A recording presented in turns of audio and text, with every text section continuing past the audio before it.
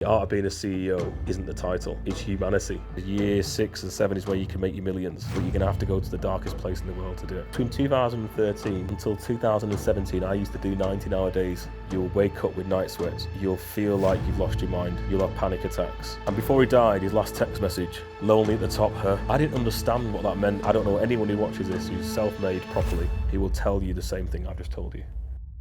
I always had a mum and dad, like most people.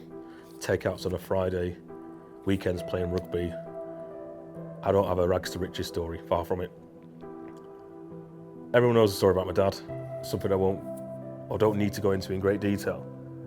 But that was a catalyst in realising that I was so reliant on my dad, so reliant on my parents. And it would have come to a stage where I needed to do something about this because they've worked their arse off.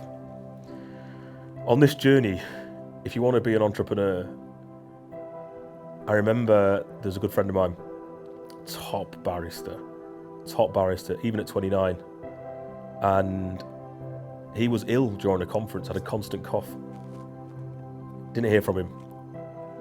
3 months later, messages me saying, "Adam, so sorry, I've got terminal lung cancer." Turns out that he has genetic lung cancer. And this guy was a genius, loved his mojitos, liked surfing, action man, we got on well. And I was at the point when I was setting up my business. And before he died, his last text message, he said to me something along the lines of, "Hey dude, sorry I haven't messaged. It's a bit London at the moment. Just get me to some snow. Thank you for the gifts.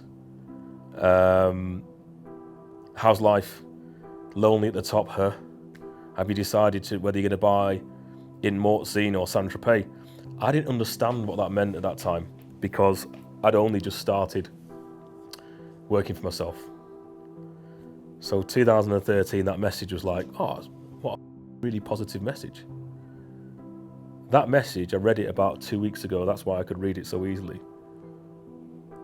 The journey from starting to here is carried with chapters which most people wouldn't want. It's an amazing journey, but it's a very painful journey. Nothing to do with my dad. Even if my dad was here, God bless him, it would still be painful. When you start on your own, everyone wants you to fail, without a shadow of a doubt. Apart from a few people, everyone wants to see you thinking, you cheeky can go and set up on your own. Good luck with that. You can't have this in your mind, you've got to ignore it. The first year on your own, you are hustling, you are scrambling, but you have to use the fear of failure as your fuel. The fear of failure is your fuel. Simple. Even when I had no leads, no one contacted me. I woke up, Adam, every day, 7 days a week. That's why I've got an issue with people on the weekends. I'm doing this, I'm doing that. I'm sorry, have you become a millionaire already? Because Saturday and Sunday is those days where you can draft marketing, where you can put strategy together. The best thing which happened to me is my missus, she got a part-time job working in beauty therapy. So the weekend, there was zero distraction. I'll drop at the train station in wherever it was, and I remember I thought, right, okay, an early morning drop off, I'll just go back to the house and I'll sit in the study. This is year 1. Saturday and Sunday, I would think about, right, I need to target this person or this sector. I'd work out strategy. And that first year mentally is pure survival. You get through year 1. Your business is not working in year 1. You've got through it. Well done. Oh, standing ovation. Year 2 is like year 1, but with a bit more safety because you're a bit smarter, you're a bit wiser. You've hemorrhaged shitloads of money in the first year, but you still want it. So you still go into year 2. Okay, I still want this.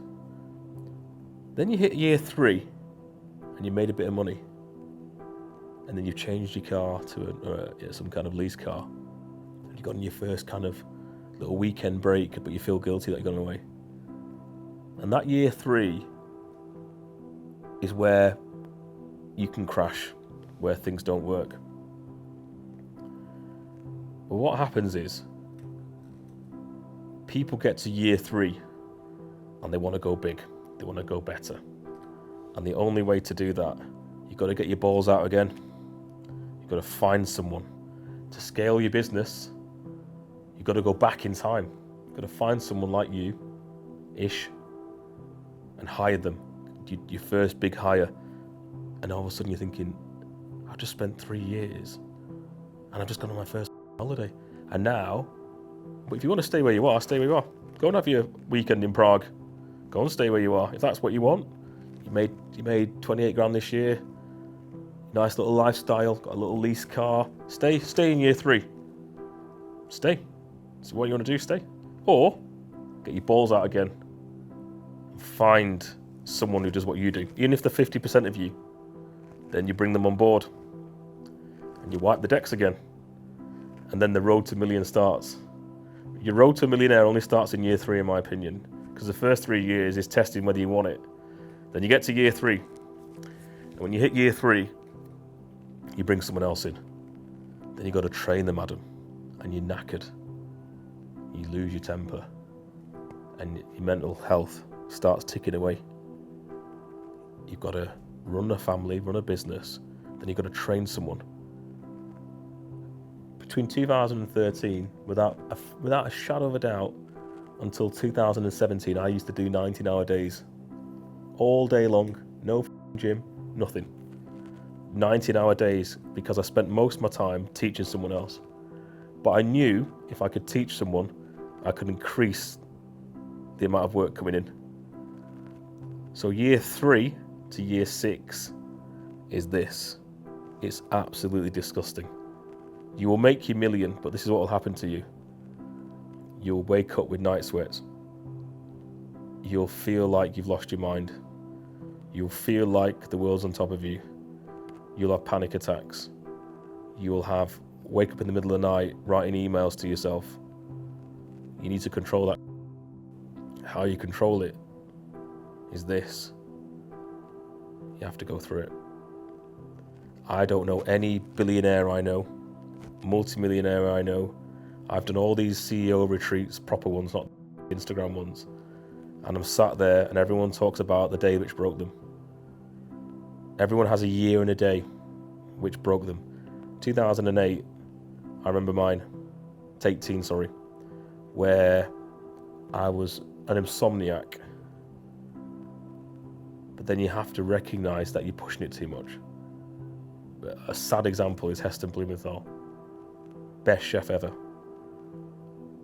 Sadly, where he is now is a shadow of his former self because he pushed it. If you look at his diaries, he did some videos. He was working obscene hours like I was. But you have to learn how to stop. But you have to get to that point of breaking to see how tough you are. So it's a bit like Street Fighter when the energy bar hits the top and you can't do anything until you walk away and the energy goes down. The road to being that millionaire, year 3 to year 6 and 7 is where you can make your millions, your first million. But you're going to have to go to the darkest place in the world to do it. I don't know anyone who watches this who's self-made properly. He will tell you the same thing I've just told you. And when you go through that first horrific mental break, you do it again. And you do it again, and you do it again. Only 6 weeks ago, I was traveling and I was on oil, absolute oil. As a CEO, I've got PAs, lawyers, staff, marketing teams. I probably have an average 800 to 900 emails, text messages, WhatsApp, social media messages, calls, communication, requests, meetings, conferences, courts, dogs, animals, kids, bills, investments, cars, storage, jewellery, insurance, family help, friends help, someone's died, someone's getting married. Boo-hoo. If you want to sit here, it's amazing. I'd love to work for Holborn Adams and not be a CEO. I absolutely love it. That's the best life ever. I would love to work for the firm and just be on a salary and commission. Amazing. I have no responsibilities whatsoever. When it all goes to tits up and it all goes wrong, it sits on my shoulders. I don't need a violin. I chose this. If I was in the police, I want to be the top. If I went to become an actor, I want to be in the best films. You can't sit here and moan. You cannot do that. If you moan about anything, I just don't have any sympathy for you. You're not designed to be a CEO. You're not designed to be a millionaire. Walked into a showroom of cars yesterday I own, and I don't look at them and go, oh, well done, Adam. I look at them as trophies for every moment I've gone through. Every day something happens. I'll be collecting a brand new Ferrari. Guarantee you, get behind the wheel, turn the engine on. By the time I got out and close the door, there'll be a problem to resolve. CEOs, we don't call them problems. We are every day dealing with lessons and experiences. Year 13 to 16, you don't see it that way. You see everything which happens as a negative. Everything which comes to you, you react, you overreact, you fire people, then you realise it doesn't work that way. To be a proper leader, you've got to train people, sit down with people, be kind, be helpful, realise that things go wrong. Don't label them as, that's gone wrong, or that's gone to tits. That's not gone wrong, that's an experience. 25, 30% is watching other people. 70%'s your own house style. So back then there wasn't any kind of like Diary of a CEO and that stuff, or any particular books I thought I'd watch or read. I used to watch Dragon's Den. I have always loved watching Deborah Meaden and Peter Jones. Without a shadow of a doubt, those two dragons. So before I started making money, I used to watch Dragon's Den anyway, because I loved entrepreneurial stuff. And one thing I liked about it, put aside the pitches, these 4 or 5 dragons, how many they were, the majority, if not all, self-made. Peter Jones, communications, mogul, comms, telecoms, and restaurants and all this stuff. Deborah Meaden, well-rounded in all different aspects. So I used to watch that, and I used to watch The Apprentice. I wasn't asked about the contestants and respect. I wasn't too bothered about the pitches. I just thought, there's these people who are older than me, who are self-made, multimillionaires and billionaires in some examples. So why wouldn't you listen to them? Why wouldn't you watch this? This is free TV.